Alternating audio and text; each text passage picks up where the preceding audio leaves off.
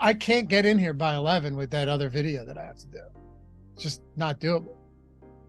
I woke up like 10 minutes ago. Oh, yeah? Oh, yeah. I was out. I was looking at everything last night, and I was like, you know what? I think I'm ready for bed now after watching 13 NBA games yesterday. I went to bed early. Some of these nights, dude, I go to call. bed early. I need that extra hour of sleep. Yeah. Running on 6 hours, 6.5 hours of sleep gets to you. Daylight savings on Sunday, right? Is it? I think it is. I think Fall back. So you're going to get an extra hour. So that's useful. Sweet. Yeah. It's going to be like, I don't know. These are the weird times. I don't think I have like a seasonal depression thing, but like 4:30 p.m. is pretty early for it to get dark. Let's be dead serious, Jordan Klein. What are you saying? Seasonal affective disorder? Yeah, something like that. I don't know. You spend 6 hours before you go to bed in darkness. That's a real thing. Interesting. Yeah, it's a real thing. Yeah, I hate it. What bothers me more, it's so much more difficult for me to get up at 6:30 when it's still dark out. That's what I hate. Yep. Getting dark early I can handle. The whole waking up when it's still dark is tough. Like you feel as though you should still be sleeping. Yeah. That's why I'm never going to Alaska again. Just can't do it. Whew. CG Samurai said 6 hours of sleep sounds like a lot. Not for me. They say the older you get, the less sleep you need. Not me, man. The older I get, I feel like the more sleep I need.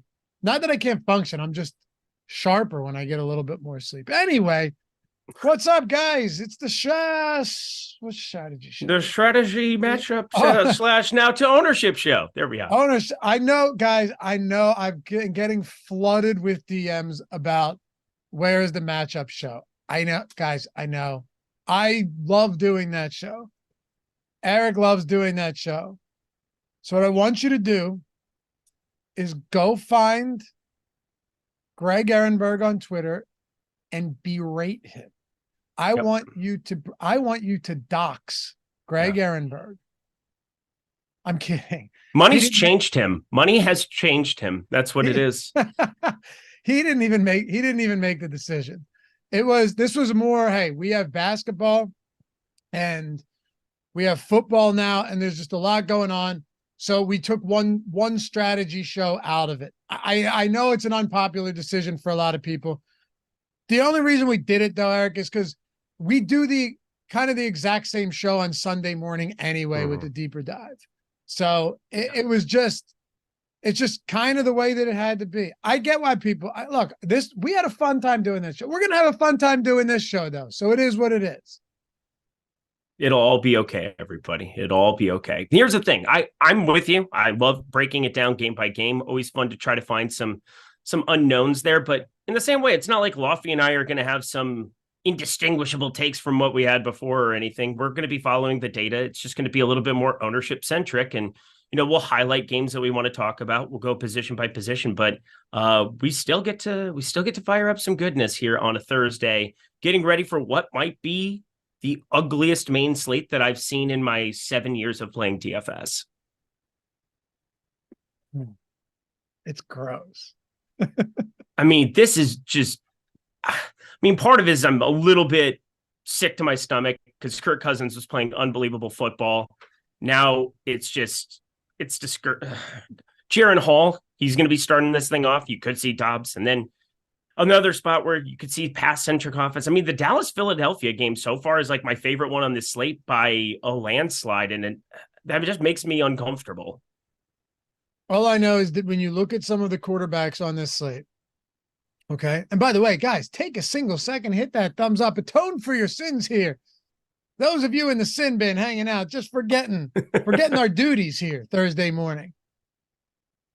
Here's a call to action. Engage. Take 1 second, hit that thumbs up, subscribe to the channel. It goes a long way. We appreciate you guys for it. And leave a comment down below if you're watching or listening after the fact. And never forget all of our content in podcast form, Apple Podcasts, Spotify, wherever it may be, including podcast exclusive content that you will not find here on the YouTubes, and you will regret not listening to it in the event that you don't. Particularly that Tuesday show, 30 minutes long. You're going to love it. All right. Check these quarterbacks out. Minnesota. Here's your matchup show. Minnesota. You have Jaron Hall and Taylor Heineke. Arizona, I don't know if it's going to be Watson, but potentially PJ Walker and Clayton Tune, or I don't even know if it's going to be Murray. But even in the event that it is Kyler Murray, he's super rusty. We don't know what we're going to get out of that. Jordan Love stinks. CJ Stroud's regressing. Baker Mayfield, Mac Jones with no wide receivers, Sam Howell. This is crazy. Tyson Bagent, Derek Carr, Gardner Minshew, Bryce Young, Daniel Jones or Tommy DeVito, Aiden O'Connell. Dude, that is Taylor Heineke. I mentioned Heineke. That's like 80% of the slate. It's so bleak. It's the bleak midwinter. It is darkness is coming, and not just because daylight savings. I mean, this is just a disgusting, disgusting main slate. And for me, I generally like these ugly slates where you kind of have to mine out some value, but this is like so barren that it feels like you're grasping at straws a little bit. I was trying to build out some lineups yesterday on what I thought under-owned stacks would be. I do think we'll see some ownership go in on Daniel Jones against Vegas. I think we'll see it go in on Baker Mayfield. Gardner Minshew, I think, is going to end up getting steamed up as the week goes on. But, like, none of that feels good to say out loud. It's gross, but you're right. I mean, look, I was playing Derek Carr last week, too, so there's no reason not to get there this week. Well, honestly, if Olave doesn't drop the easiest touchdown in the history of touchdowns, he probably puts himself in consideration for GPP wins. Derek Carr was in GPP winners. Big one. Was he really? Mm-hmm. There was a very interesting, I mean, that was one of the more interesting slates in forever because you had Howell stacks that showed up at the top. You saw both Purdy Dak and Burrow at the top. You saw Dak at the top. There were so many different winning configurations, and like every stack seemed to like score the same number across the board. It was absurd. Yeah, no question. But you're right. Had Olave then, because I had a lineup that finished 48th in the red zone, the $50 one, the single entry. A Derek Carr lineup won that. And oh my God. I had 198. So I wasn't winning it, but it was like but I had Olave with a 9. And he was a 60-some hundred. I had Rashid Shaheed in that lineup. I had Derek Carr and Olave. And and Olave, like extra 8 or 9 points from Olave gets me into top 15. Like I said, I wouldn't win it, but actually no, because I had the pairing with Derek Carr, so it probably would have brought me up significant. I wasn't even thinking about that. That's another five points or so from Derek Carr. But yeah, no, Carr was fine last week. Rashid Shaheed was great. Alvin Kamara had a receiving touchdown. We'll get into all of it. For those of you guys new to this format, this is what we do. We talk running backs, wide receivers, tight ends. Then we look at the stacks. That's where we piece everything together with the quarterbacks, top stacks, favorite leverage stacks, all of that type of stuff. But first, a little review from last week. How about the Millie Maker winner? Jasper J, 108 108 lineups, 237.7 was his score. Dak Prescott, 6%. Alvin Kamara, 30. Breece Hall, 45. AJ Brown, 22. CeeDee Lamb, 5%. Gallup, 7%. So you had the double stack for Dallas with no run back. Trey McBride at 20%. DeAndre Hopkins at 1%. Seattle at 9%. The only thing about, and don't get a great lineup, but the only thing about this that was the difference maker, it was one piece. It was DeAndre Hopkins at less than 1%. And it's embracing uncertainty. And I think that's going to be a big theme of week 9 with the 10-game main slate. You got to embrace some really uncomfortable quarterback play and where you can kind of like highlight targets. And one thing that I think everybody made a mistake about is just pondering what happens if Will Levis is good, because Ryan Tannehill is not throwing the ball downfield, wasn't really making DeAndre Hopkins fantasy relevant, didn't have a touchdown through 7 weeks. And then week 8 shows up. Will Levis was getting the ball downfield, pushing it to the sidelines, made some really, really good throws, and everybody missed the boat on it. And DeAndre Hopkins is so ridiculously special. We've seen that for years and years and years. And people, instead of saying, oh, DeAndre Hopkins, is he dusty or is this Ryan Tannehill? Everybody sided with DeAndre Hopkins being dusty for some reason. And nobody playing him, I think, was a massive mistake. by the entire field, especially on a slate like that. I think you run into like 13 games like that and you're like, oh, well, I don't need DeAndre Hopkins. He's got Will Levis throwing the football. But I think maybe it was because people felt uncomfortable with the stack configurations. I thought they were going to bring in Malik Willis and do some stuff there, but Levis was so good. There was no need. So we'll see Thursday. We'll see tonight if he's for real, if this is going to be something that continues, because he's got a challenge with the Pittsburgh defense. But there's no doubt you get somebody like DeAndre Hopkins at 1%, you pull that trigger every time. Yeah. And look, one of them, clear offensive pass interference. He pushed completely off, but it was on a bad throw. He had to come back for it, but doesn't matter, man. That's a good lineup. That's a good lineup. Now, to be fair, not a ton of people are playing Hopkins, but he also wasn't expensive. He was that's the thing. There, everyone, Terry McLaurin, other 5K guys that were in that range, and what happens? Oh no, you played DeAndre Hopkins there at what was he priced at? Let's see, 5,500, just like all the others. So you want to see the one other thing that I think is very, very important to talk about is leverage off of a running back with a stack on the other side, like the Dak Prescott, CeeDee Lamb, Michael Gallup stack. The Sims tool was just force feeding it to you this week, and you either ate it all or you're somebody like me who mitigated it a little bit. I still was over the field on DAC stacks, fortunately, but the Sims tool is doing all of that work yourself, where you're running out 10,000 iterations of it. Tony Pollard not being nearly as efficient this year as years past shouldn't be that surprising coming off of a massive injury like he had last season. So, I mean, it is what it is, but like you're getting leverage with 3 pieces of your lineup off of one major piece of chalk in Pollard. I think that that's something that I want to kind of keep in mind going forward. Yeah, absolutely. We're going to get to Pollard's ownership in a second. It might surprise some of you guys, but that price has come down a decent amount and he's not been particularly great. Real quick, the winning single entry spy lineup.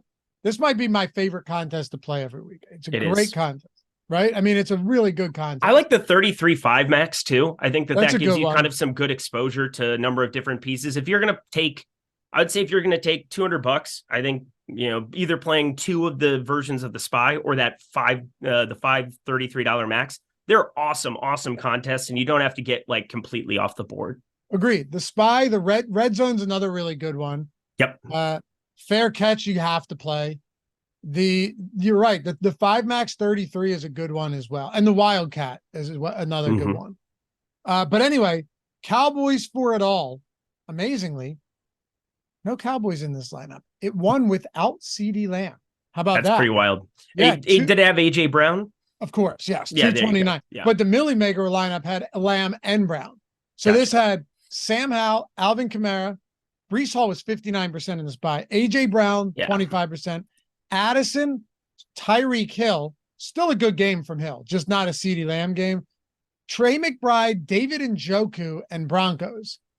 Now, if there's one thing maybe you guys haven't noticed yet, he had Sam Howell with an AJ Brown run back, but no Washington pass catchers, which is bizarre given how cheap they all were.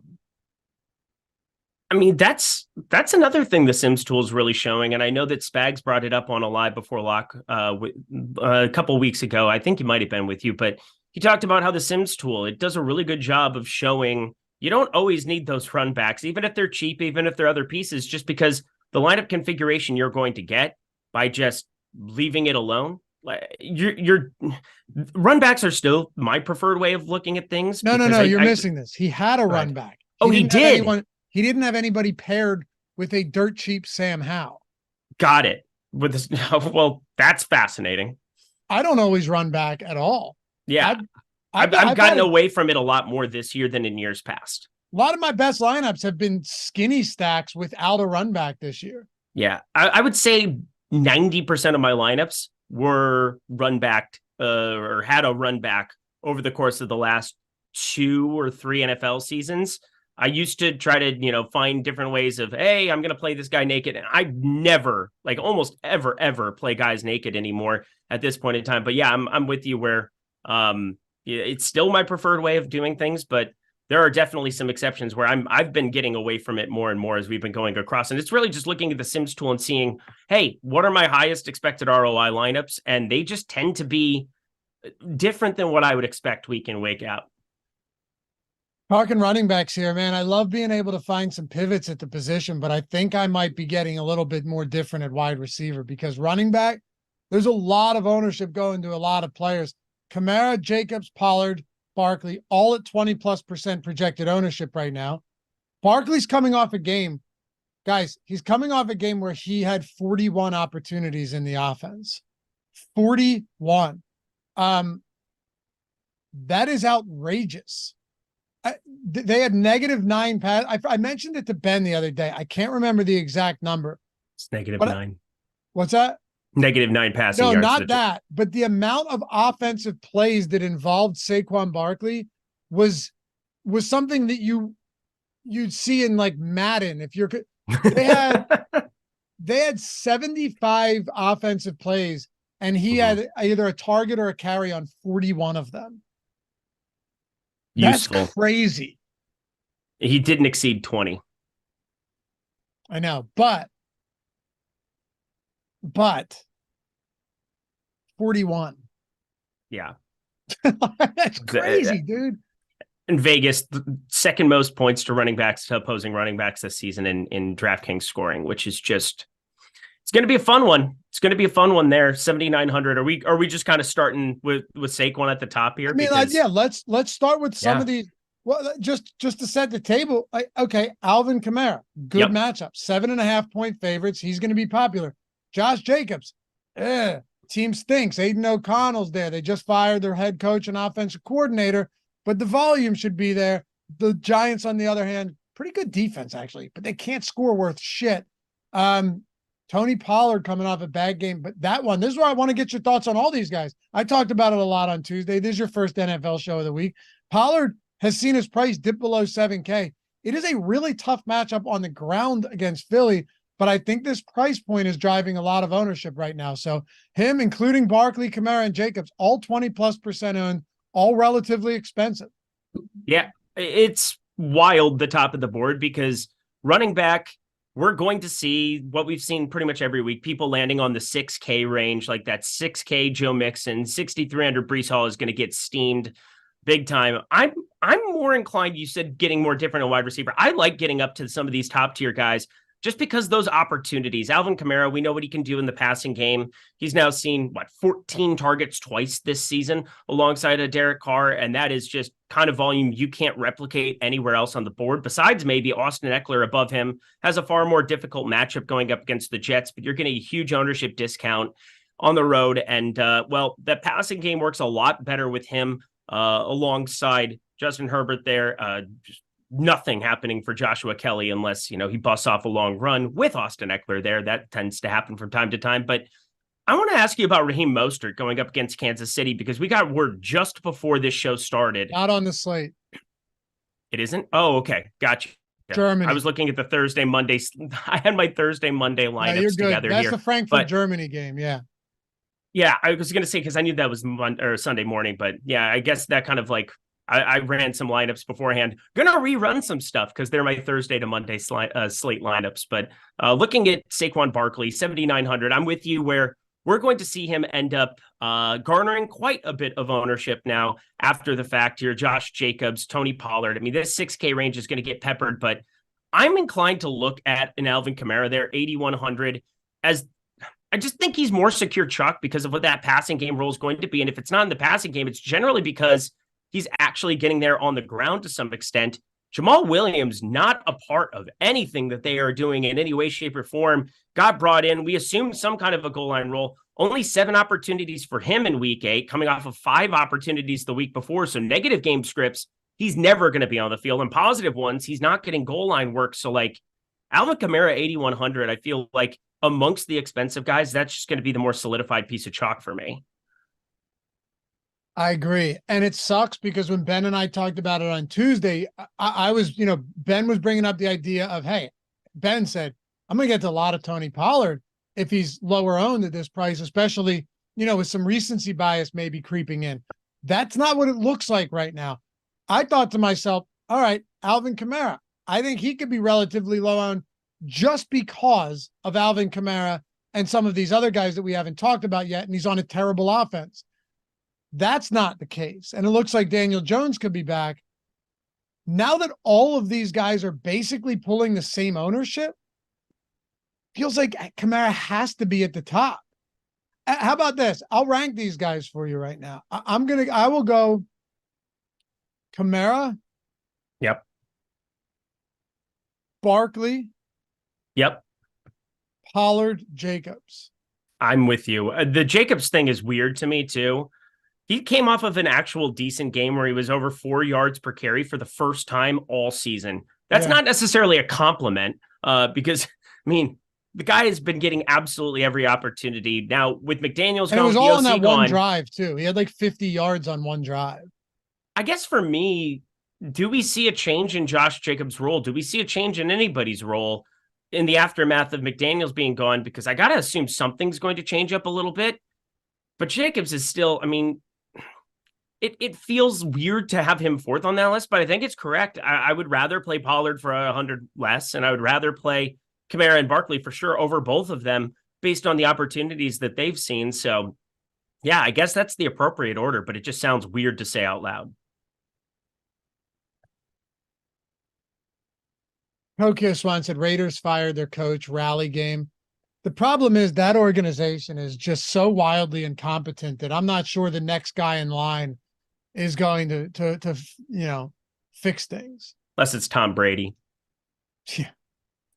Somebody said Tom Brady yesterday. I was like, no way. What, as a coach? Yeah, because he's like part owner of the team or something now, right? Yeah, I guess. I don't know. I mean, yeah. Why would Tom Brady ever want to coach? He can do anything in his life. They do just bring in everybody from the Patriots anyway. So, hey, what's one more? I don't know, man. I like Ramondre Stevenson this week, but again, we got him projected to be – the field's just getting sharper. Like, if this were a few years ago, Ramondre Stevenson and Pollard and them would not be pulling 20% ownership. They just wouldn't, you know? You look at their past performance. You don't look at expected fantasy points compared to actual fantasy points, all that stuff. I mean, Stevenson's in a good spot. I think they're going to have to utilize him more in the passing game. Their wide receiver one right now is fucking Demario Douglas. They have no real downfield threats against a Washington team where their biggest weakness is downfield passing. We saw it again last week. Stevenson's in play. 17% Chuba Hubbard to me is kind of wild, but maybe it makes sense. Bijan at 6,100 is 16%. Jonathan Taylor's at 15%, but they're still splitting. He hardly touched the ball in the second half. I still like 12% Swift as well, especially after Gainwell fumbled at the goal line last week. Yeah, I'm going to start with the Ramondre one. The one thing that is going for him is the New England Patriots have had the hardest strength of schedule in the entire NFL. They're 2-6. They're not good. We know that, but they get a Washington matchup here where, yeah, you do want to see the ball pushed downfield. In fact, our top stacks tool, I know it's very, very early, but the top value on the board, New England. The top rating on the board, New England, which I think it's just speaking to how cheap these pass catchers are going to be. And without Kendrick Bourne now that he's on the IR, done for the season more than likely, I think you have an opportunity to just see Ramondre involved in the passing game a little bit more. They basically need him to be out there because this wide receiver core, every single player is 4K or less. Hunter Henry is probably going to be the most targeted guy or the most predictably targeted guy there. Demario Douglas, we saw 7-6 targets, probably going to be playing some of the X wide receiver role, but like Ramondre has to see more involvement in the passing game, I think. I mean, that logically, that's what it tells me. So I think this is probably one of the better weeks to take that shot on Ramondre, but I don't know. Nothing about New England feels comfortable. It hasn't felt comfortable all season long until Kendrick Bourne started to just get some of these short routage outs and give Mac Jones a little bit of a safety valve the last couple of weeks. But God, it is so hard for me to still click on that name, knowing that Ezekiel Elliott confirmed still exists. Yeah, he doesn't just exist. He's playing 40% of snaps every week. So dumb. It is dumb. But again, if you don't utilize Ramondre Stevenson more in the passing game this week, then I'm at a loss of words. Yep. You know, there's no Devontae Parker. There's no, to a larger extent, Kendrick Bourne's played good football this year. There's no Kendrick Bourne. There's nobody. Juju Smith-Schuster ain't beating you deep. Okay. It's not beating you short. I don't know. It's frustrating. And I mean, For me, I'm going to play some Ramondre. The price kind of mitigates any kind of concern you might have about the role, but it doesn't feel good that he's only playing 61% of snaps we had for Ramondre last week, 39% for Ezekiel Elliott. It's just absolutely disturbing. It's gross. It's very gross. But Steven said, thanks, Dave. I actually started watching you guys from the Madden simulation. That was a lot of fun. Oh, man. Oh, crazy times. It wasn't Madden, though. It was NBA 2K. And we were running those simulated games. We did that at the beginning of COVID. FanDuel hit us up and started hosting it. And they were putting out contests on FanDuel. Okay. Were you with us yet? So I had just started doing some writing. I was kind of getting prepped for the bubble. So I watched a couple of the streams. Well, that was like the time that I got brought in, like around May, June 2020. Our devs behind the scenes set up this. They did it in a day. It was amazing. Like a full out bracket, and then like just full out, anyone could join. We gave away 10K to first place in that sim. So cool. It was awesome. And Unreal. So many people in the bracket got knocked out because like arguably the best basketball team ever, the Bulls, they lost in the first round to like the 98 Supersonics or some shit. Mm-hmm. And it just knocked it. But that was, dude, we were giving away like each night we do it. Like one, it would be this, then it was like 60, multiple 60-inch flat screens, and just, dude, going back, God, that was crazy. And FanDuel hit us up and they're like, hey, we like this. They started putting it actual contest, showdown type contest that you could enter on FanDuel. It was crazy, man. It was really crazy. Incredible stuff. And yeah, I mean, 2020 was like you learn how to do it live. You learn how to get everything done, even under the most constrained, ridiculous of circumstances. But like, think of all the friends we made along the way. Yeah, that's good stuff. Yeah, man. Steven, that's cool that's how you found us. Yeah, those were wild times. Right at the onset of COVID, too. Like that was during the quarantine. Crazy shit. Anyway. Wow. Do you like any of the other guys north of 10% ownership right now? Because I'm having a tough time. Rashad White, if he's going to be 20% owned, I know he's cheap, but their run game is so bad that he needs to get there exclusively on passing down work, and he's going to need to get in the end zone too. That's scary. I'll tell you what, I would much rather have Ramondre Stevenson at 19% than Rashad White at 19%. I am with you there. I'm with you there. And part of it is, facing Washington at home. Or New England being at home there in that spot.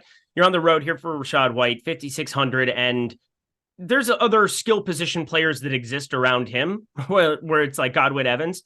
For me, it's like Ramondre Stevenson is by far the best offensive player on the field, whether New England recognizes that or not. And we're in the business of trying to predict what's going to happen, not what we think coaches should do. So like Ramondre Stevenson, I'm definitely going to prefer. I'm going to definitely prefer Chuba Hubbard over Rashad White too. I think that's the other guy that I do feel pretty comfortable on. I'm a little bit tilted because I was way over the field on him last week. Thought that there was no doubt about it. He was going to be, based off of all the Frank Reich coach speak, he was going to be the number one back yet again. 76% of snaps week 6. Comes off of the bye. 66% of snaps. Miles Sanders relegated to 20% of the snaps in week 8. If that continues, yeah, Raheem Blackshear did get mixed in a little bit, but Chuba Hubbard, that's a great kind of rushing allotment. 71% of his team's rushing opportunities. Ran a route on 40% of dropbacks. I like that kind of opportunity for a 5K running back. So he's probably the other guy above 10% that I'm really kind of keying in on this week. I don't know how to pronounce your name, dude. You got to tell me. Uwe2K was talking about Josh Jacobs getting more passing down work, mentioning that O'Connell targeted Jacobs 11 times in that in that game. That is all true. You're not wrong. Here's my one concern with that, right? If I recall correctly, that was week 4 against the Chargers. And they were playing from behind all game. They cut the lead late because he just Aiden O'Connell peppered Devontae Adams on their last drive, because Chargers got the ball back, never gave it up after that. They were playing from behind the entirety of that game. I have some concerns that in a spot like this, you aren't going to see the same passing volume for Josh Jacobs in a super low total game against the Giants offense. By the way, they're without Darren Waller now. Darren Waller, leading receiver last week, guys, 1 reception for 4 yards. So I definitely think that that's true, by the way. Leading receiver, 1 reception, 4 yards. I think Josh Jacobs should get a shitload of work this week.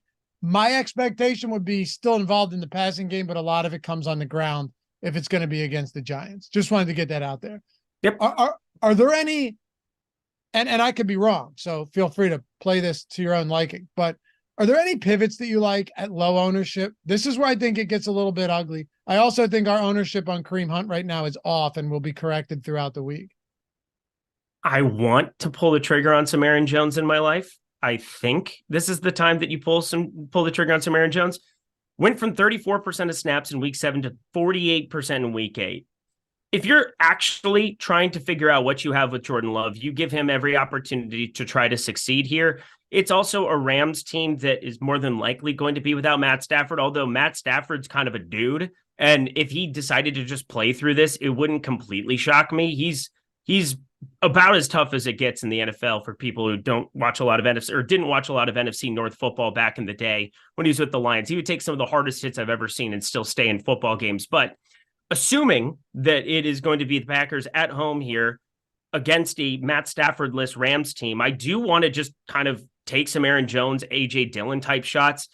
I understand that it's a split backfield here. I understand that, but like there's no doubt in my mind that Aaron Jones is the most important piece on this offense, period, full stop, end of story. Like he is a actually good running back, and his involvement that you can get from time to time in the passing game. If we see this trend back up over 60% of snaps, so again, that's kind of where we're trending towards, going from 34%, 48%, even 55%. You give me the lion's share of snaps here with Aaron Jones, I think you have enough opportunity there to make that kind of worth its while, especially at super low ownership.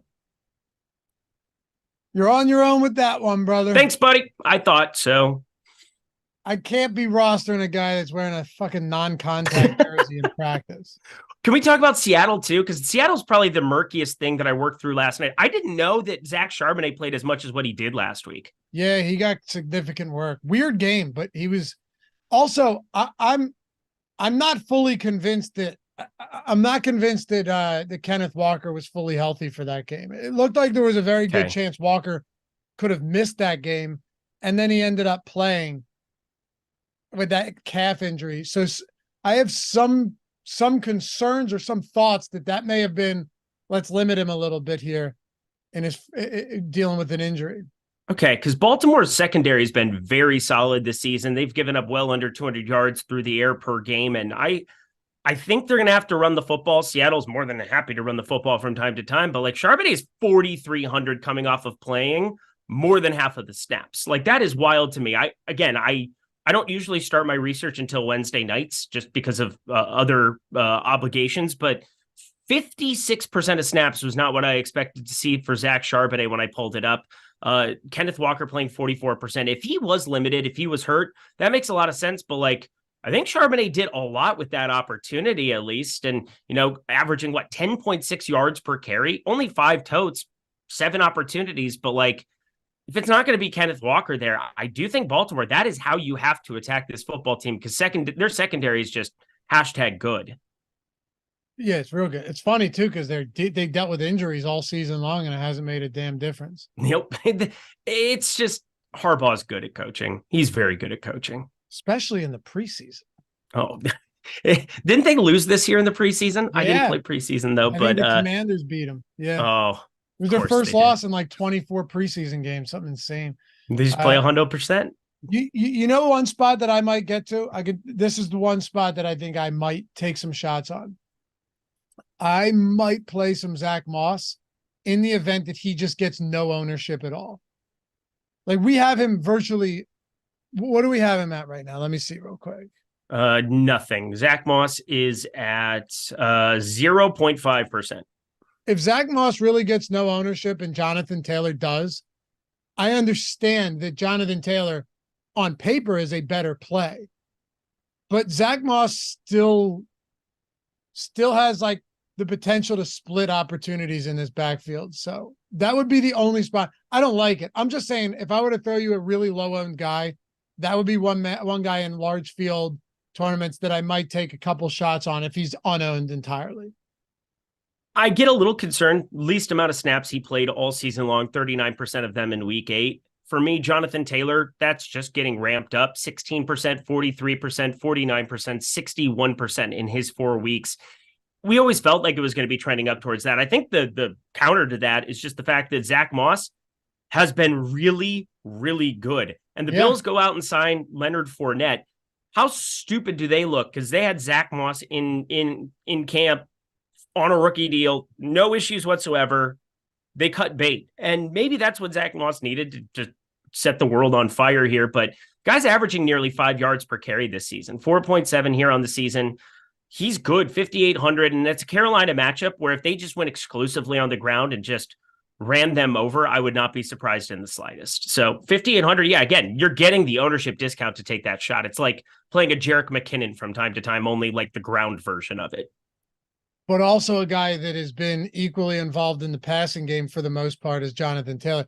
He was let's not forget, he was a game time decision. So who knows? Maybe they limited him a little bit because they could. But yeah, not heavily involved in the passing game, but he's there. All I'm saying is he's there. He's overpriced because of Taylor, but he's just no ownership. If they get back to 50-50, I don't hate it. Last guy before we get to wide receivers here, I want to, help chat out a little bit because I've seen this conversation throughout the whole show right now.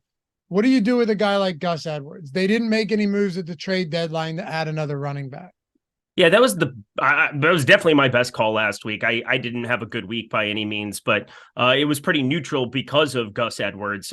Didn't play any Lamar Jackson, thought that they would do whatever they wanted to do on the ground against Arizona. And that kind of came to fruition. Nice to see him get the lion's share of opportunities. Again, 21 opportunities there. I think for me this week, it's a Seattle defense that's been, I would say, a little bit surprisingly stout against the run this year. And it makes me a little bit more inclined to go back to the Lamar Jackson well and just kind of play through that passing game. But I think Gus Edwards, he's getting the lion's share of opportunities and getting the goal line work. And that's obviously how you get to 3 touchdowns and break a slate. But I think Baltimore, they're so good at just making adjustments on a week in, week out basis. And Gus Edwards, a little bit expensive, getting that touchdown bump. It kind of is, because it's not like changing towards his opportunity. He goes from 5,500 to 5,900. It's mainly those 3 touchdowns that nuke that box score. You take those out, you run into less touchdown variance. You have Mark Andrews and Zay Flowers be the guys who get in the box this time around. And you're not going to necessarily need him, but that's basically an argument you can make for just about every running back. So he's playing the lion's share of it, 57% of snaps that he had in week 8. That's just fine. If he falls into some lineups, I have no problem, but not a priority like he was last week. Looking at prize picks right now to see if there's any touchdown props that jump off. Those have been especially good, mainly because you get, so I would say the rushing and receiving touchdown combos have been extremely profitable. If you basically shop across the industry and you find 2 pieces that just are crazy. Like for me, I think this week, you look at the board, Chris Godwin and Rachaad White, 0.5 rushing and receiving touchdowns. Yeah, you might be running into like plus 125, plus 150 in that spot, but Houston, their defense has improved, but I'm getting the running back and the slot wide receiver against Houston for the rush and receiving touchdown spot. That's one I haven't pulled the trigger on yet, but they start to just roll these out Wednesdays when a lot of their NFL props hit. I know this because I play prize picks almost every single day, but I love getting to that one specifically. And the number one play that I have for this entire week on, if you want to look at rushing yards, let's see if it's still there. But CJ Stroud, he's at 6. Okay, now it's more efficient. It was at 8.5 rushing yards. That was high number for a guy who doesn't run. As you said, he's kind of been a little bit more limited, not been as good the last few weeks, but 6.5 rushing yards, that's more efficient. So yeah, looking at the rushing plus receiving touchdowns, that's a really fun one with Godwin and White. Did you see my tweet about Deontay Johnson earlier? I did not. You wouldn't have. You just woke up. Literally just woke up, wasn't lying. So the last quarterback to throw Deontay Johnson a touchdown is? Not Mitch Trubisky, is it? Ben Roethlisberger. Jesus Christ. You gotta be kidding me. 2021 in the regular season. Okay, week 17. Somebody who had Deontay Johnson's Rainmaker card last season and just watched him do nothing all year. I am especially hurt by that comment. Well, he's scoring tonight, man. Please. He's scoring tonight. I feel it. And look, 31% target share since he returned the last 2 weeks. End zone target last game, 2 red zone targets, leads the team since he returned. What about little DeAndre Hopkins plus Deontay Johnson over half a rush or receiving yard or rush or receiving touchdown? That's a combo. So that means we only need one for either of them. Not one each, but just one. Give me DeAndre Hopkins, Deontay Johnson, man. Give me that. It's Deontay Johnson's day. This is it. And if it's not, we still have an out with a guy who had 3 touchdowns last week. What do you think? I'm actually here for that one too. I think this game has sneaky shootout potential too. Looking at the Najee Harris and George Pickens one as well, I don't completely hate it. I mean, Jaylen Warren's not good, right? Like, we can confirm Jaylen Warren's not good at this point. Like, the Steelers are over that experiment. I hope they are. Neither of those guys are good in the backfield. Yeah, but I think Najee's going to be your goal line back majority of the time. It would be for sure. Yeah, and so for me, I think that this is like looking at George Pickens, who is actually 5th in the entire NFL when you break down air percentage of the team's air yardage. George Pickens, 44.5% of it, has a lower target share, 25.5%. So yeah, the Deontay Johnson one, I do prefer with Hopkins there, but don't completely hate the idea of combining Najee and George Pickens and maybe trying to go to like some type of a prop to correlate as well. Correlating, the most important part of playing on Prize Picks week in, week out, if you were looking for that little extra edge, the payout structure, when you do single game parlays at a place like FanDuel, like a place like DraftKings, they completely decimate your payouts when you correlate props. If you go to the opposite end of a prop, yeah, you'll look at like plus 350, plus 400 when you piece it out. If you correlate, you're going to be inside of plus 200. That's the minimum payout that you're getting. You're getting 2-to-1 on a 2-pick flex play. When you're going to like 3, 4, 5, you can correlate out an entire game script. I've done that multiple times this season in games that I thought had sneaky shootout potential. Will Levis, 201.5 passing yards. I know he didn't go completely berserk in terms of passing yardage against Atlanta, but 234 yards through the air. Again, if they're behind, if he's actually really, really good, got to think DeAndre Hopkins, pretty good chance to be correlated there with that touchdown as well. So I'm with you. Hopkins, Johnson, looking at Najee Pickens, thinking about how I might want to correlate that, but Will Levis, 201.5 passing yards. Think that might correlate nicely within a game I would expect them to be behind most of. Love it. Great call in the correlation too. Makes no difference on Prize Picks. Yeah.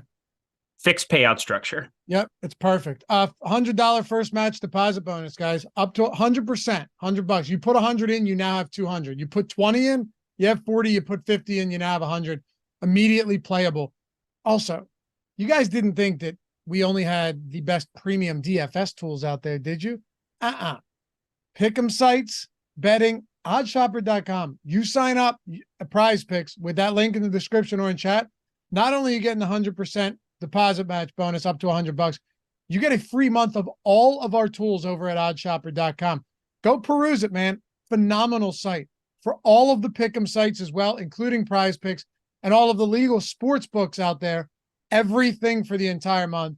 It's a fantastic site. Awesome tools. You guys will love it. Market-based approach, finding the edges against the sharp sports books, finding discrepancies, picking them out one by one, and profiting along the way. You got that for free. Link in the description. Plus, Prize Picks is just an awesome site. I love these combo touchdowns too. All right. Wide receivers. See, when I said I was going to get different at receiver, I don't know if you were disagreeing with me earlier, but I think based on your analysis at running back, I feel like you are agreeing with me that some of the lesser owned plays are better at wide receiver than they are at running back this week. Yes, that is 100% That's what I was getting saying. at. Yep, that makes more sense to me. For me, it was more of like, I think that there is chalk that I'm willing to eat. Alvin Kamara, Saquon Barkley's not really, I mean, if he ends up 20%, it is what it is. Ramondre Stevenson, I think I'm willing to eat that one as well. But what I think is that wide receiver, There are so many unknowns about what's going to happen with these new quarterback situations, with bad quarterbacks, with interesting matchups. And there's also, you look at this main slate, 10 games, the highest total on the board, 46.5 Dallas Philly. That's going to be the game that a lot of people key in on. That's a game that I'm actually keyed in on as it is right now. But like, there are some really cheap wide receivers. Like, who the shit is going to catch the football for the Giants or the Patriots? Like, I have no idea, but I know I'm going to take shots on some of those guys. I am too. I honestly think I might be looking at some Hunter Henry at this stage of the game. Big time. He might end up being my highest owned tight end. And they actually will throw the ball downfield to Henry. That's what I want against Washington. Yep. It's actually too seamless. I can't like Ramondre Stevenson for his potential passing game involvement and not like Hunter Henry. 15% of his team's air yards isn't exactly something, 12.9% target share, but you are now down your number one wide receiver over the course of this season. There are no other options than safety valve throws to the likes of a Ramondre in the backfield or a Hunter Henry in the middle of the field. Like, for me, I think this is just like, who are my most sure-handed guys? Demario Douglas is going to have a ton of ownership, and I think this is direct leverage off of that. I understand that 4K is very appealing to get to for a Demario Douglas here, but I don't want to play him at 16% with all the uncertainty. It could just as easily. I know Tyquan Thornton hasn't been involved at all. He was inactive in some of these spots, and Jalen Reagor, he's a cast-off from your team, taking him before Justin Jefferson. I have no clue, but like, they're going to be on the field. Juju Smith-Schuster, he is confirmed dusty. I'll take shots, though, at 3,100. It's like, nobody is out of play for me on New England, and Hunter Henry is by far the guy I feel the most certain about, and he's not pulling any ownership. There's no Kelsey at the position this week. There's no George Kittle at the position this week. TJ Hawkinson has a terrible quarterback situation, and Mark Andrews is expensive. So, like, if I'm not going to Dallas Goedert at 10.8%, who I feel the most comfortable on at the position, I love the Hunter Henry shout out. Yeah. Yeah, they're not using him downfield as much as we've seen in the past. There were times before where Henry could get open in the seam and just... I might eat the chalk on Demario Douglas this week. Kelly. But it's funny because I pretty much agree with everything you're saying. But when I look at the deep targets from Mac Jones this year, I know I talk about this a lot, but I really think it's important with Washington. This team, it's like, feels like they're historically bad when it comes to downfield pass attempts, and nothing has improved. I know Jalen Hurts and company last week they're a very fine-tuned offense, but that Devontae Smith just completely busted coverage for like a 40-yard touchdown. AJ Brown downfield. The guys that have been targeted the most 20+ yards downfield, Kendrick Bourne, he's out. Demario Douglas and then Devontae Parker. 2 of the 3 are out. Nobody else has more than 2 deep targets. I think they're going to use Demario Douglas downfield and just take some shots. At that price, I'm willing to take a shot on them taking deep shots against a team that couldn't stop Desmond Ridder. That can't stop essentially anybody, good or bad. Does Kendall Fuller line up against guys in the slot? That would be my main question. I'm trying to find that right now. I can't find anything on it. Maybe Kendall Fuller, I guess the thing we haven't talked about at all, and the thing that I think is what pushes New England to the top of the rating, 11% top value percentage. We're talking about the top rating in the top stacks tool. They traded away their 2 best defensive players for peanuts. Like, getting rid of Sweat and getting rid of Young is just so absurd at the trade deadline. They now are going to have on one edge James Smith-Williams, who's been decent enough, Casey Toohill, who's been decent enough, but they are nowhere near the caliber of a Chase Young, of a Montez Sweat. So, like, I am very much in the camp that New England, they're in a much better spot to be able to protect Mac Jones. And if you go through some of his protection numbers, he needs that in the pocket. He is absolutely dead. Passer rating clean percentage, 92.6 over at PFF grading. His passer rating goes down to 56.8 under pressure. That is below average. And we are talking way below average there. He is not a good pressure pocket passer. So if they're able to hold up there, obviously one of the best left tackles in football is Trent Brown on the left side of the New England offensive line. I don't know who's on their right side. I have no clue, but I know for a fact that they're going to have a much better time handling this Washington Commanders defensive line without the two best defensive line players going for them this week. Yeah, for sure. That's losing Sweat and Chase Young. Yeah. God, things. It's going to be a hideous game for sure. Can't wait to have Matt Jones, my highest owned quarterback. That'll be fun. Oh, that's going to be nice. Oh, thank you. Yeah. We had a question though from King Zorro. Is Demario Douglas a deep threat receiver though? That's the thing. He does, like Eric said, he lines up in the slot 85% of the time, only 15% outside. But if you look at the numbers, yes, he has by far the second most deep opportunities on this team. And if you take Kendrick Bourne out, who's hurt, he has 6 on the season. The next closest guy has 2. Parker's out as well. Parker and Bourne were lining up outside. I'm wondering, do they start using Douglas outside more than they did? I think it's entirely possible that they do. Yeah, because Devontae Parker almost lines up exclusively on the outside. And so you're going to, 100% on the outside. But Demario Douglas, 85% in the slot. That's going to be kind of his calling card. I'm trying to find whether or not Kendall Fuller, I don't know why my sheet isn't updating here. Kendall Fuller, he is one of the best cornerbacks in football, and it's not remotely close. He's the only really solid defensive player that they have left. They've got a safety in Cameron Curl, who's all right, coming out of Arkansas it was. But I really do like the opportunity that he has to be able to go downfield. I mean, this is disturbing, though, because I do think Jalen Reagor, he's going to have to play a lot. He's going to have to play a lot. And I think I would rather play Jalen Reagor than Juju Smith-Schuster based on what I've seen from Juju Smith-Schuster the last 2 seasons. My concern is that Ty Montgomery could end up playing more than we think. And that would really screw things up because he can play in the backfield. He's been a running back in days of yore, but he'll line up in the slot from time to time. You could move Demario Douglas to the outside, and then you're not going to get the targets you're looking for in PPR.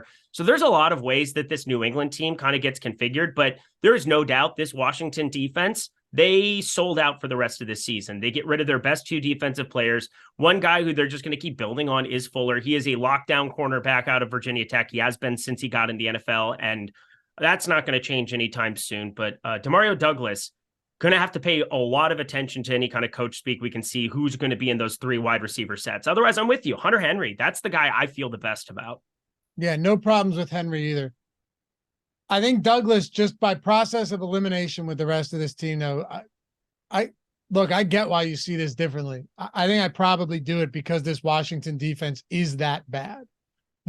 I don't know if there's another team I'd rather target in the passing game than the Washington Commanders right now. The problem is that the Philadelphia Eagles. No, because the Eagles still at least have a pass rush. Sam Howell's done a great job in 2 weeks in 2 games against them of getting the ball out really quick. But no, definitely not the Eagles. Definitely. Is Jalen Carter still dinged up? No, he's full practice. Okay, good for him. Just fuck Philly for getting him. He's what are you doing?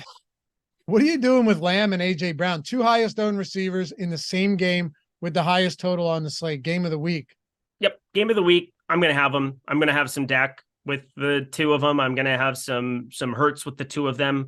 You didn't see as big of a CeeDee Lamb was 7,600. He gets to 8,200, but based on opportunity, that's still not expensive enough going up against a Philadelphia secondary that has not been nearly as locked down as what you had been hoping coming into this season. Obviously, they've had some injuries from time to time, but it's really about their pass rush. If they get after it, Dak Prescott, we've seen him get in a lot of trouble here on the road this season, both in San Francisco, other spots, been pretty comfortable there, cushy at home, having a pocket, going absolutely berserk. But going into the link, it's going to be a little bit wild. I'm going to have some Philadelphia defense just to kind of play against that game for sure. But there's no doubt that I think if you're trying to build out one stack and you're just saying, hey, go out and get the most fantasy points for me, that's Jalen Hurts to AJ Brown running it back with CD. And it's not remotely close on this slate.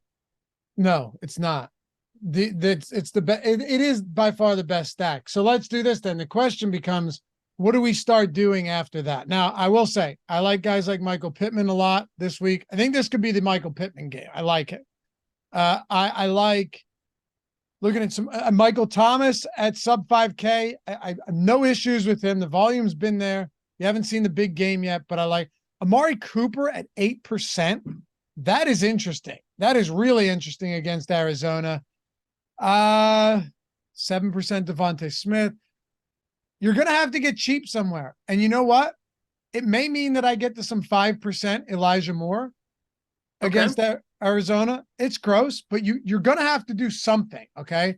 Romeo Doubs leads the league in end zone targets, guys. Did you know that? Leads the league in end zone targets with 10. 5 touchdowns on those end zone targets as well. Michael Gallup is 3,600. That's probably, man, those Gallup and Cook spots are probably going to be popular, though. Like Dak, CD, Gallup with a Brown run back, or you know what I mean? Because that game just has such a high total and there aren't that many cheap options. You're talking Noah Brown? What's that? Or just saying AJ Brown or Noah? Which game were you talking about there? I said that Michael Gallup could be a very popular cheap play with like the AJ Brown, the Dax, the CD Lamb, highest scoring total of the week. Yeah, for me, I was going to throw out Noah Brown, which is why when you said Brown, it caught me off guard because I was literally looking up Noah Brown. 89% of he ran a route on 89% of the snaps there, 19% target share in week 8. I feel pretty good about Noah Brown being a cheapie to possibly get involved as well. This is a Houston spot where we know that they're going to go out and air it out. Tampa Bay, they've been a pass funnel once upon a time, not so much this season, but still, I do think Houston at home, Tank Dell playing a ton right out of the gate here again. I like this Nico Collins, Tank Dell, Noah Brown combination again this week. I think they're going to end up being a team that gets pushed up to the top, but Nico Collins and Tank Dell are pulling up so much ownership. And it's like, you look at the opportunities. Yeah, you saw 13% target share for Tank Dell. Noah Brown got targeted at a higher clip and was running around on just as many snaps. So I think this is a spot where you can get some massive leverage going to a cheap Noah Brown at 3,100, but there are so many guys that look like him on this kind of slate. I mean, everybody on the entire New England team. Elijah Moore, somebody you brought up at 3,900. I think Jonathan Mingo as well, coming off of a week where you saw a change in the offensive coordinator, or it goes from Frank Reich play calling duties to the offensive coordinator exclusively. And Jonathan Mingo, 5 targets, 4 catches, getting mixed in a little bit more. I think he's somebody to really contemplate too on the cheap end. Lots of cheapies that I think I'll just be rotating through a ton of. Jaden Reed, somebody I had a lot of last week, 6 targets, 4 catches, 12.3 at a cheap number. That's not going to do you exactly out. And anything to get exposure to some of these top dogs like Lamb, like Brown, being able to get to them in those expensive stacks that aren't free, to get to Lamar Jackson, Zay Flowers, and Mark Andrews and things of that nature. It's going to be tough. So yeah, lots of cheapies that I'm contemplating this week. Absolutely. But you know what? This is an ownership show, right? So let's talk about it from this perspective. If you want to get popular, and so I think this will be helpful for anybody watching and us too, to kind of work through this. Mm-hmm. If you want to get popular with, Dallas and Philly, which I don't think is wrong at all, by the way. Ben and I talked about this at length on the Tuesday single entry 3-max conversation, where it's not just that, but we break down strategy. Like, how can you be different without being dumb? We look at some of the previous builds and we kind of came to like, okay, if you're playing the Eagles Dallas game heavily, maybe you're going Hurts or Lamar at quarterback, you could say, how many of the same builds do we get funneled into? And then if you're going with a cheap quarterback, how often is someone going to go cheap quarterback and just do that so they can load up on maybe a cheap stack, but then expensive everywhere else? So CD, AJ Brown, Alvin Kamara, something like that. Ben was saying, what if we go balanced this week? Because anybody that plays the expensive quarterback is pairing him with an expensive pass catcher and probably an expensive run back. And then they got to go cheap to probably a lot of the similar guys. And if you go cheap at quarterback, everyone's doing that so they can play a cheap stack and pay up for all of the guys that are going to be popular. So what do you think of balanced type builds on a slate like this that might just go totally ignored? Yeah, I guess first kind of balance build. I mean, we're talking like 6K guys. I mean, New Orleans kind of makes sense to be like an Olave, Michael Thomas, who is dinged up a little bit here, but he was limited on Wednesday. I think he'll probably be good to go. I feel like that might be a balanced one to maybe get a little bit different. Also gives you leverage off of Kamara just by playing that stack as a whole. I'm looking at like what combination, like what fits that bill for you? What is the stack you're kind of identifying as the mid-range build? Yeah, I don't know. I mean, Geno Smith maybe with like a Metcalf Lockett. They're cheaper yeah, than they've been. You get to Geno, you're going on the road there in Baltimore, it gives you some exposure there. Metcalf is now sub 7K. I could probably put it into the vein there. Indy against Carolina. Carolina's terrible. I think you made the call though that they were going to go out and win their first game though, didn't you? Was that you? that was Ben. My Okay. calls have been on the Denver defense being way better than people think. Good call on that one. My God, I almost pulled the trigger on Denver money line. I'm a coward, though, the likes of which the world's never seen. So I thought about it and didn't do it either. You're not alone, dude. I wanted but yeah, to so Ben was bad. on Carolina getting the first win. That was well, Ben. I just saw Patrick Mahomes sick, and I'm like, what if he's a little bit more limited? And you're the one who's been not like just ringing the bell for Denver's defense being improved and getting rid of some of the castoffs they didn't want there. But Gardner Minshew, Michael Pittman, you got Josh Downs coming off of he let a lot of people down in terms of chalk. I mean, you put up 14.2, 9 targets. The opportunity was there, just didn't put up the slate breaking performance, I suppose. And I guess people really wanted that at 4,800, but such is life. I would go back to the well on those two. I'd call that like the most mid-range one. And then Carolina, I mean, Adam Thielen is $7,500 now. I don't even know what to believe anymore. Time is an illusion. He's arguably underpriced with the way he's performed. It's crazy. So dumb. I hate my life. It's crazy, man. But you could also go with a cheap stack and then go balanced as well. True. You know, where someone goes cheap and they're just doing it to jam 3 studs. Maybe you play one of them and then go with some good mid-range. But I'm with you. Michael Pittman looks good. I don't even hate the Minshew stack. It's such a bad slate that, God, if the Dallas and Eagles game disappoints, you know, isn't that kind of funny to think about that if the Dallas and Eagles game disappoints and say like Lamar doesn't come through, then it's just a free for all. It's if that happens, then what else are we targeting, right? It's Derek Carr, Gardner Minshew, as Justin said in chat, maybe Taylor Heineke. There's just, once you get past that, if you were to say like this doesn't work out, this doesn't work out, then it could be anything. I'm worried about the amount of Aiden O'Connell I might have in my life this week. That's the other guy. He's 4,500. Devontae Adams, getting rid of everybody he doesn't want there. Josh Jacobs, we've seen the dump offs there. And then the run back is so easy with like a Saquon or a Darius Slayton, who's going to be on the field a lot more than anybody else. Jalen Hyatt, weird to see him have a nice game there in week 7 against Washington and not even get targeted in week 8.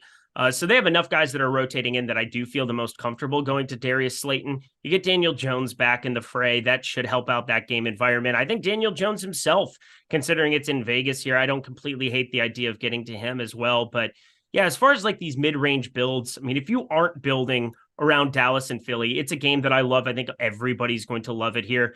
Maybe the way to get to A.J. Brown and CeeDee Lamb is to just avoid playing a quarterback and the run back, going to a cheap stack, and you have the two guys who have just been absolute cash cows here. I mean, CeeDee Lamb all of 1 week, but A.J. Brown the last 6 weeks, I would call him unfadable at this point in time on a slate, which is wild to say about a guy that I've generally thought about having extreme points of standard deviation where, you know, he has these complete pole games where you'll see him get targeted 4 times, 2 catches, 26 like he did in week 2 against the Vikings. And then whatever the hell we've just seen for the last 6 weeks, you'll see that on the other end of it. But Devonta Smith, probably the biggest unknown for me on what I want to do with him at 7,100. He's overpriced for his role, but nice to see him back into the mix. It gives you such leverage off of A.J. Brown if it's the one game where A.J. Brown doesn't get there.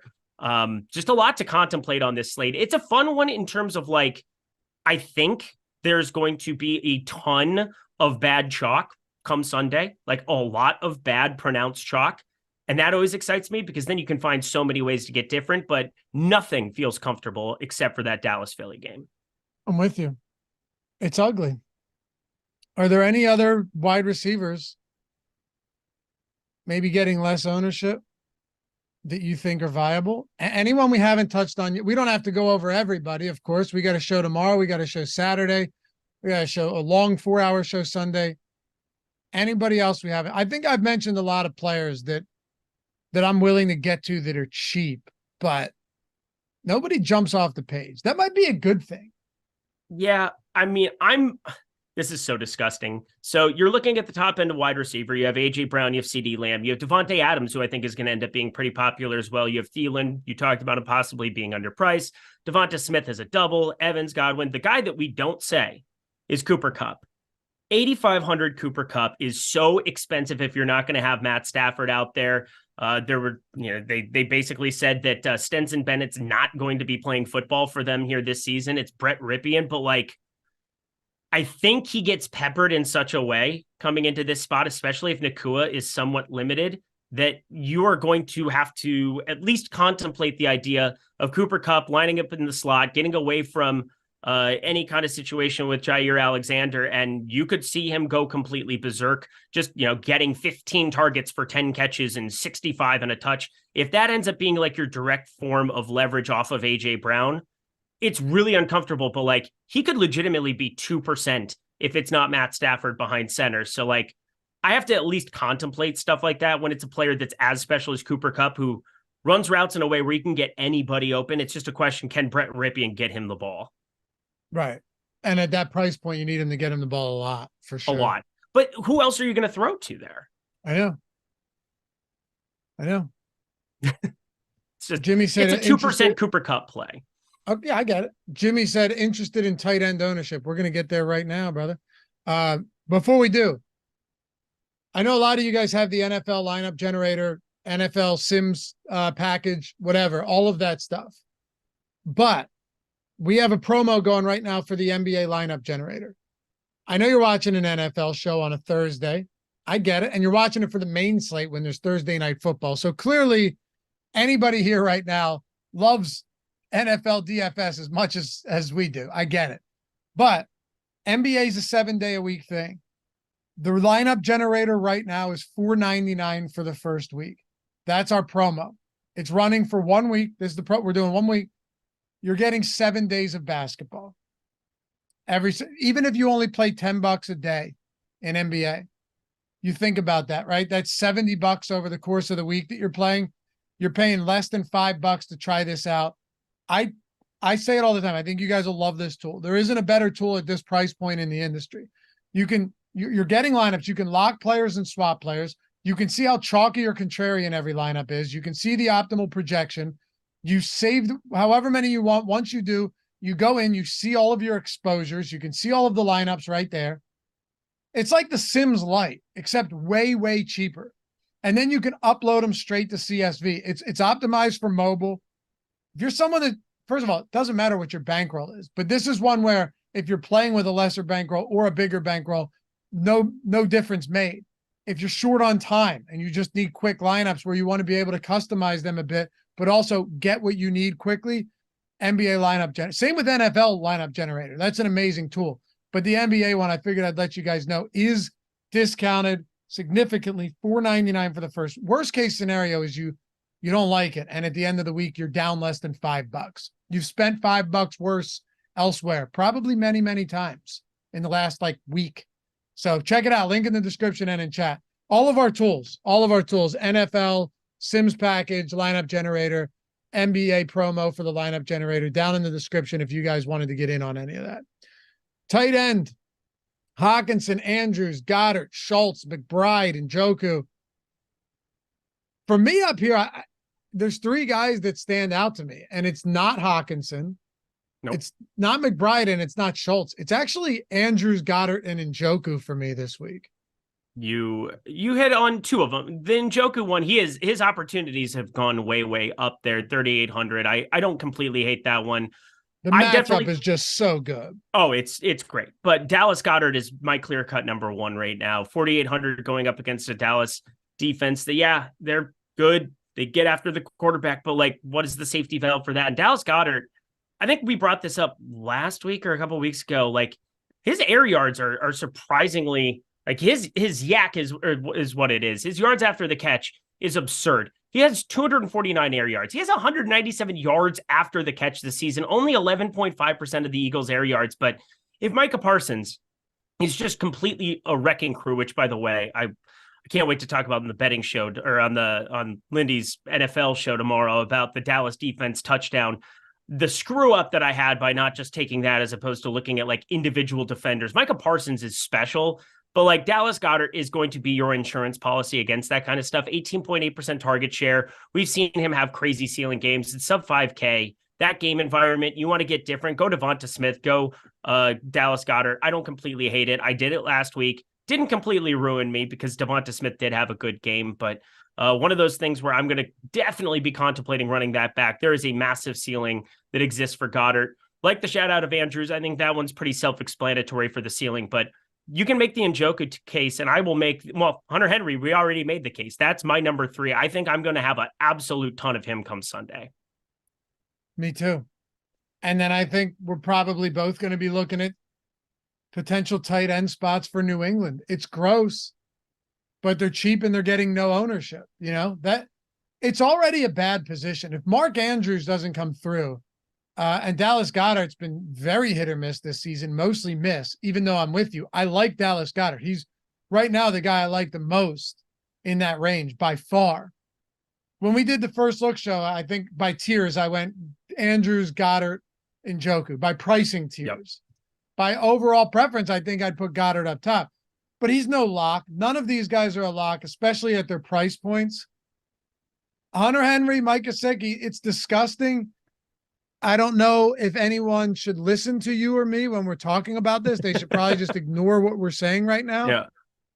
You know, like that would be the prudent advice that we're giving. But I'll probably have some of them, particularly Hunter Henry. Daniel Bellinger, 2,500, another guy that just with the absence of Darren Waller, it makes all the sense to maybe take 2,500 Daniel Bellinger and move him up your board as well. But generally, it's something that I'm throwing in with the stack. Shout out Trey McBride for smashing the slate as massive chalk, 14 targets. He's pretty good. Trey McBride is pretty good, but a Cleveland defense, that'll really humble you quick. 3,700 is a drastic difference than 2,800 at least. We'll see. I don't completely hate it, but it does seem like he will get steamed up yet again because you see that kind of a target share for a tight end. It's awfully enticing, and I'll just go to the rest of the board. So will I. I don't want to play. I don't want to play. Who are you saying is enticing, but you go to the rest of the board? Trey McBride. Yeah. Also, Josh Dobbs is gone. Mm-hmm. It might be Clayton Tune. It might be Kyler Murray. I'd feel a lot better about him I'd feel a lot better about McBride if it was Josh Dobbs. I would too, because he peppered him last week. Yep, made me feel good. I've been hoping for this come up from Trey McBride for quite some time now.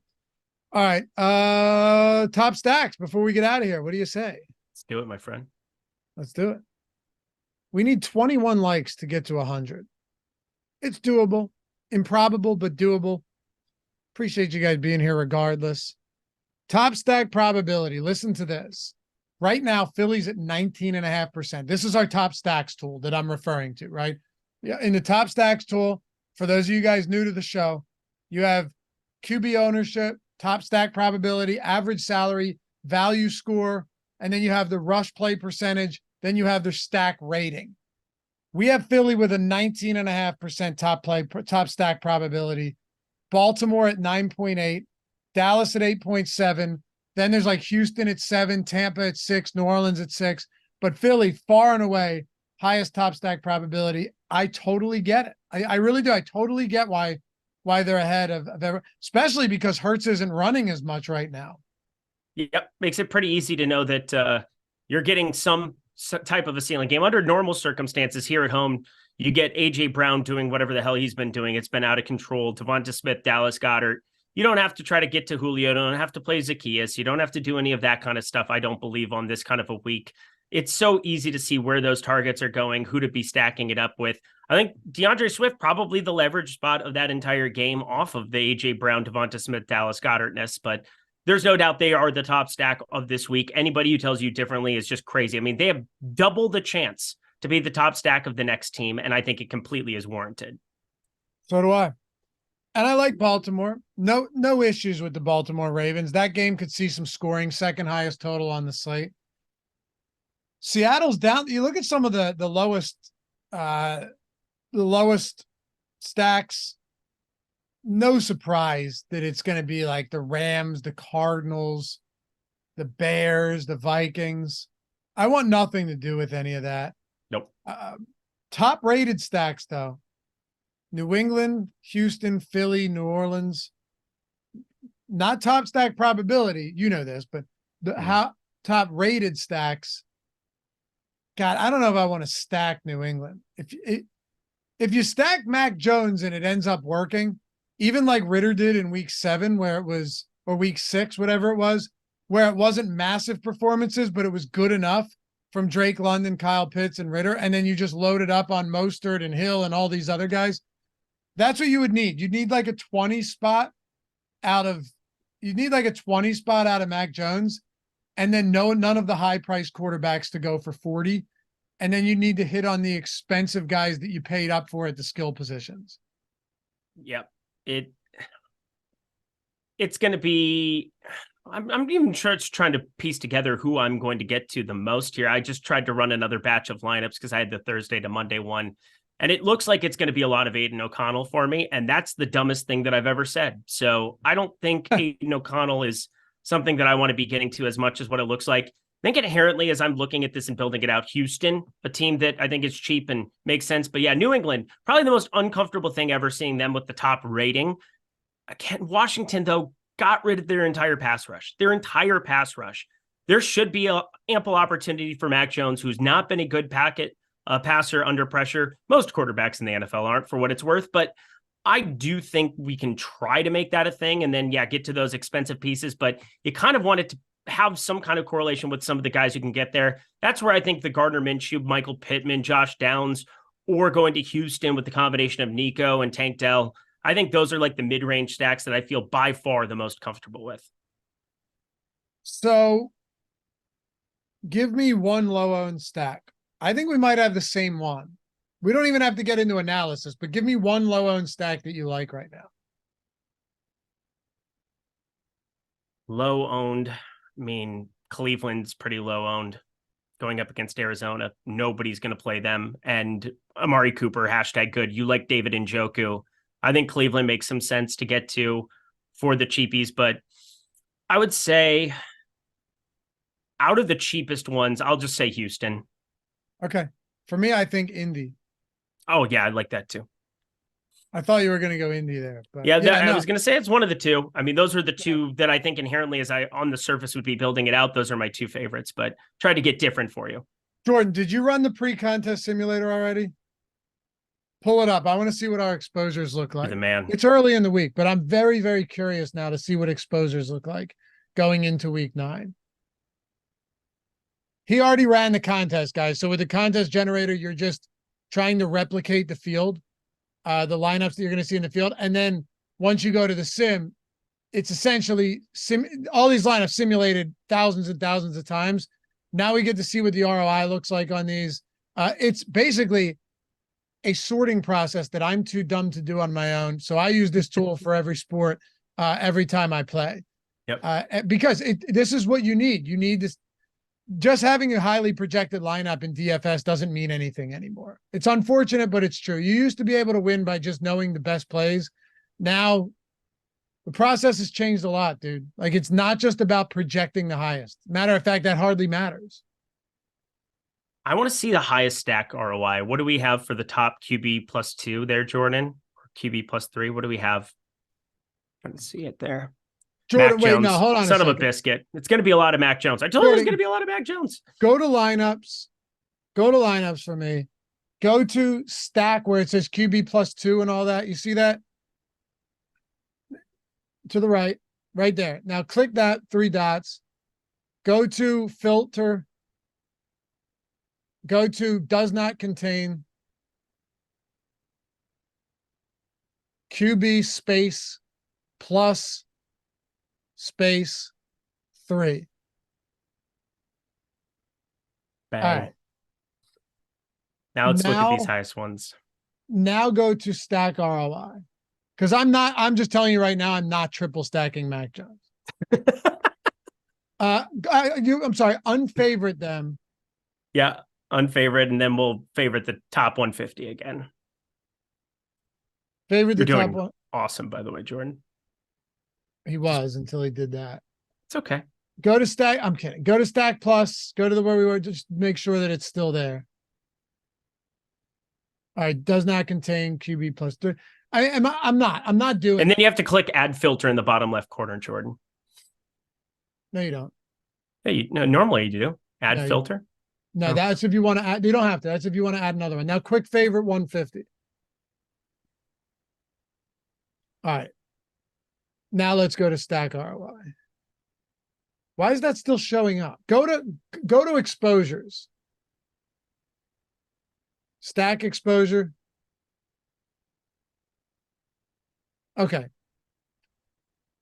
So I guess that Stack ROI is just showing us not of our favorited ones. Yeah, just the ones just that we don't have overall. exposure. Yes. Yeah, QB plus 2. Let's see that top down. See, 10. I don't actually hate the Mac Jones play. I'm fine with the QB plus 2. Hunter Henry, Mike Gesicki are so cheap. Demario Douglas, it's gross, but it gives you whatever the hell you want. Unreg. Sort by QB plus 1. I'm going to join you in your posture. Yeah, this is like disbelief, but at the same time, this is the Mac Jones is going to be our highest owned quarterback pose. Yeah, but the gears are turning in my head. I'm going, this slate's so bad that I don't hate it. PJ Walker season. Philly. Okay, so there you go. Jalen Hurts. Baker. This makes me feel pretty. See, I feel okay about this. We're still getting a lot of Lamar and Hurts. A lot of Derek Carr, 14.7% QB plus 2 wide receiver, tight end, running back. I think that makes sense. Kamara. Me too. I'd probably negatively boost Mac Jones a little bit just so I'm not getting 18%. But if I'm getting all these other quarterbacks that I like, Jordan, go out of stack exposures for a second. Okay, there it is. I had a feeling we'd be getting a ton of Demario Douglas. He's going to be so popular. I'm actually. This is going to be tough. A lot of Jacobs, Kamara, Hawkinson. I don't understand Hawkinson. That's the one spot that confuses me a little bit. I don't like that much Hawkinson. No, I mean, it might just be a safety valve type thing where you can't get the ball downfield to Jordan Addison. You might just see him get peppered in the short range. Madison and Akers, it's pretty split in a way where it's so hard to click on either name at this point in time. You got Osborne and Powell, who have both been dinged up here. It is a bleak time to be a Minnesota Viking fan. TJ Hawkinson, I think he might just end up being the guy that by default you get to. He's made a lot of quarterbacks work, even pre-Goff. And it's just, I get it. Nobody's going to click on Hawkinson come Sunday. I'm looking a lot of places where he's projected for like 4, 5, 6% ownership. And it's a tight end position where he's still like the cream of the crop amongst just pass catching tight ends in the NFL. He'll get schemed for a little bit. I don't completely, I'm with you where it's just weird because I think he will be the guy who gets way under-owned relative to Andrews and Goddard in that range. If you're going to go expensive, everybody prefers them, but I think that might be a reason to get to Hawk. Jordan, can you go to filters there and position TE?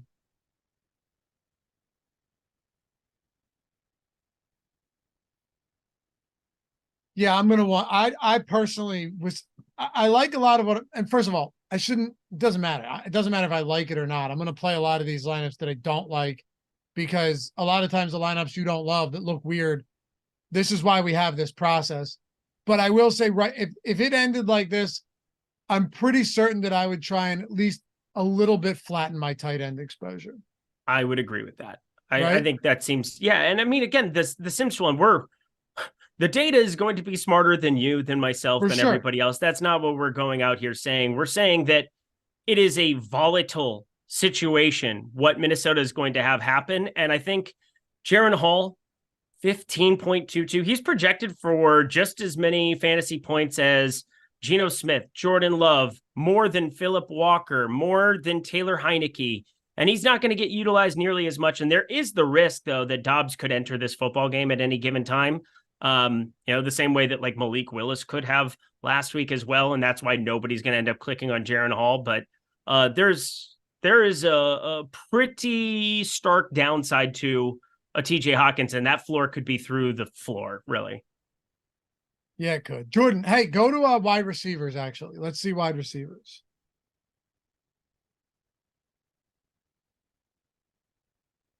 A lot of eight. Okay. Wow. Okay. This is interesting. DeMario by a mile. Well, look at that flat exposure past DeMario Douglas. Wan'Dale Robinson, because anytime you can get a guy who runs 1 yard routes, you got to play 25% of it. Yeah, that shit is gross. But if Daniel Jones is back, I'll play a sub 4K Wan'Dale Robinson, no problem.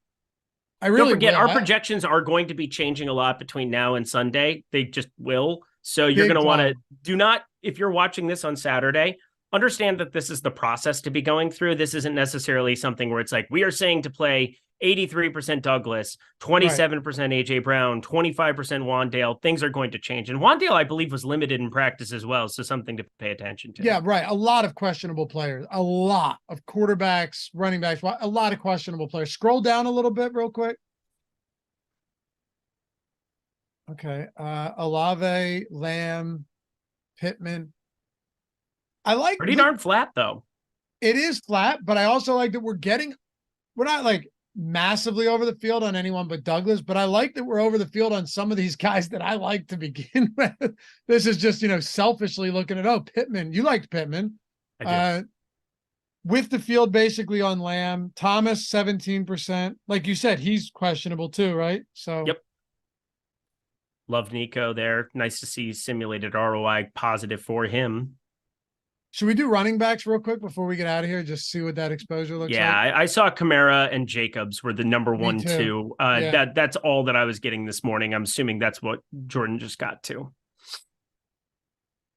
Jeez. Yo. Like, my God, Chuba.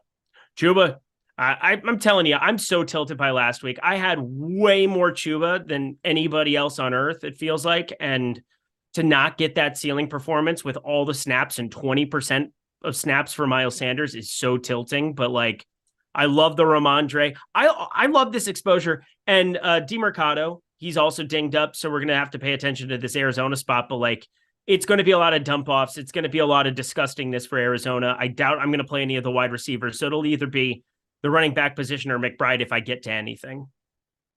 What's do we have any Barkley? Doesn't look like it. All of that. Okay, 11%. Kamara. Yeah. We have him with a negative 17 simulated player ROI. Same with Pollard. Both of those guys. Look at that. What a time to be alive. Hey, follow Eric at Eric Lindquist, me at Laffy_D, LOUGHY_D. Shout out to Jordan Klein for producing this one, working through the Sims tool. Nice job, dude.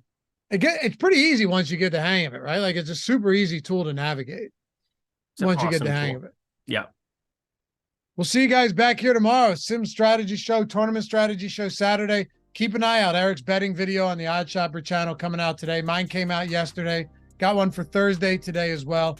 But as always, appreciate you guys being with us. We'll see you back here for the next one. Peace.